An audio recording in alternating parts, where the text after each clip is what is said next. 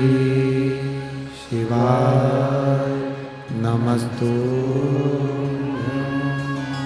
श्री शिवाय नमस्तुभ्यं भोला सब दुख काटो हमारा ओ भोला सब दुख काटो हमारा शिव शंकर जपो तेरी माला भोले बाबा जपो तेरी माला भोला सब दुख काटो हमारा ओ भोला सब दुख काटो हमारा वेश है मंगल मंगलकारी वेश है मंगल मंगलकारी शमशान वासी हमारा शमशान वासी हमारा ओ भोला सब दुख काटो हमारा ओ भोला सब दुख काटो हमारा। शिव कथा कह रही है। हमारे बीच में हनुमानगढ़ी अयोध्या के महंत श्री राजीव दास जी महाराज जी पधारे हैं। श्री रामभूमि जन्मभूमि के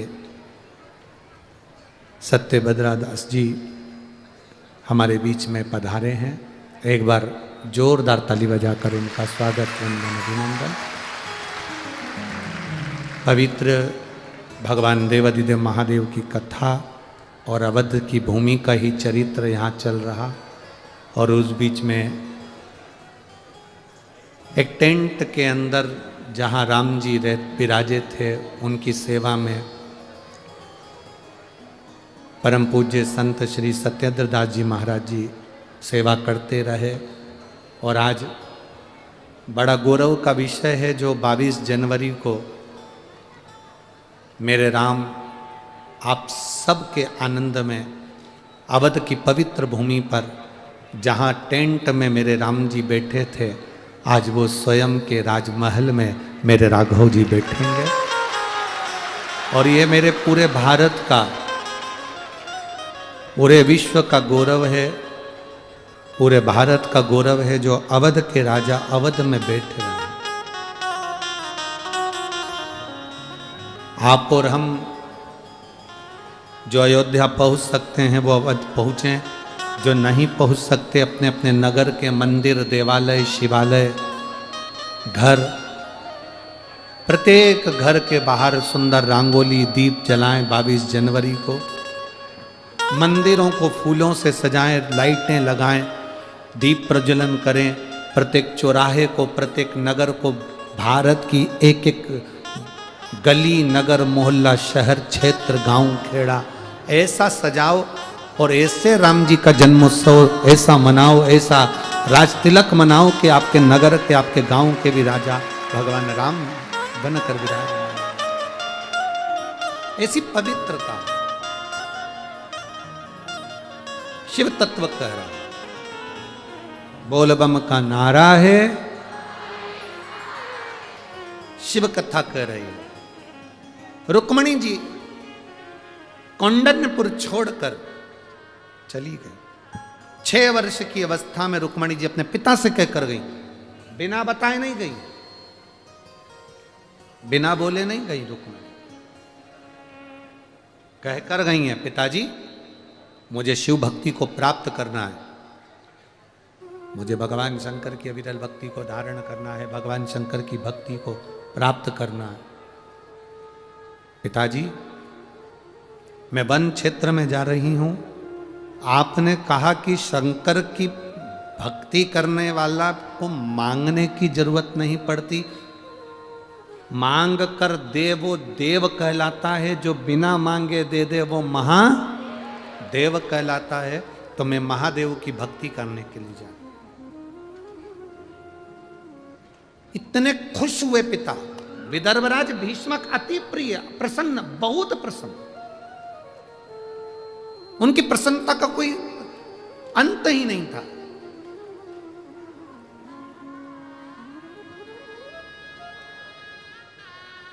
राजा भीष्मक में और हम में बहुत अंतर है महाराज। हमारा बच्चा अगर रोज रोज सुंदरकांड में चले जाए, रामायण में चले जाए, हनुमान चालीसा में चले जाए, हमारा बच्चा रोज रोज मंदिर देवालय चले जाए, किसी संत की सेवा में चले जाए, तो घर के लोग चिल्ला के दौड़ जाते, तू तो बाबा बन जा। बोलो सही है कि गलत है? हमारे यहाँ की बेटियां मंदिर तक जाएं तो लोग टांट मारने लगते हैं, ताने देने लगते हैं, कमेंट्स करने लगते हैं। आप रोज रोज अगर भगवान के मंदिर में जल चढ़ाने जाओगे तो लोग तुम्हें ताना दे देंगे, आ गई सीवर वाले महाराज की चेली। बोलो बोलते कि नहीं बोलते? तो लोगों का क्या है, वो तो कहते रहेंगे। दुनिया के लोगों को बुरा लगता है अगर आप भगवान के भजन की ओर आगे बढ़ते हैं तो, दुनिया के लोग। पर राजा भीष्मक को बड़ी प्रसन्नता हुई, बहुत प्रसन्न।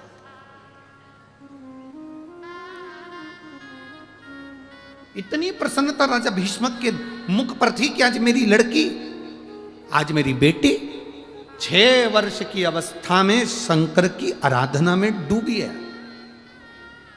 दादा परदादा का जो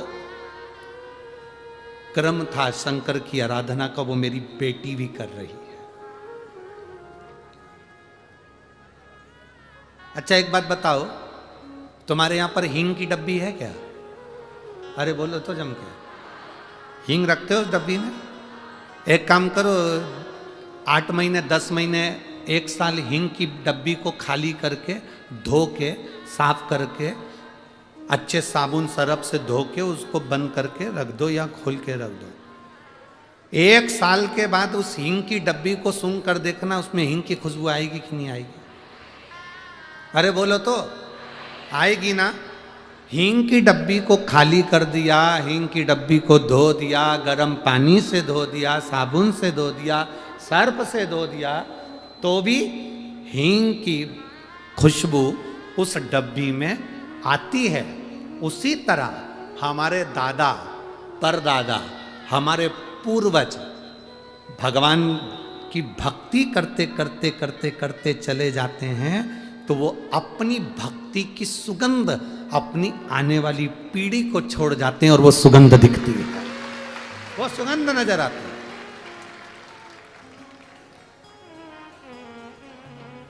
आप जितने भी शंकर की कथा में बैठे हो, आप जितने भी शिव महापुराण की कथा को सुनने के लिए बैठे हो, और जितने लोग आस्था चैनल पर सुन रहे हैं, जितने फेसबुक यूट्यूब पर सुन रहे हैं, आप सब इत्र की अर्थात हींग की वो डब्बी हो जिसकी सुगंध नहीं गई। 84 लाख को कहे ना, 83,99,999 योनि काटने के बाद ये 84 लाख भी योनि मिलती है। 83,99,999 योनि काटने के बाद ये योनि मिली, और उस योनि में भी आप शंकर की कथा सुन रहे हो, उस योनि में भी आप भगवान की भक्ति कर रहे हो, उस योनि में भी आप 1 लोटा जल शिव जी को समर्पित कर रहे हो, उस योनि में भी आप भगवान का भजन कर रहे हो। तो ये अंदाजा लगा कर रखना कि आप हींग की वो डब्बी हो जिसको इतने बार प्राण त्यागने के बाद भी शंकर की भक्ति तुम्हारे भीतर है।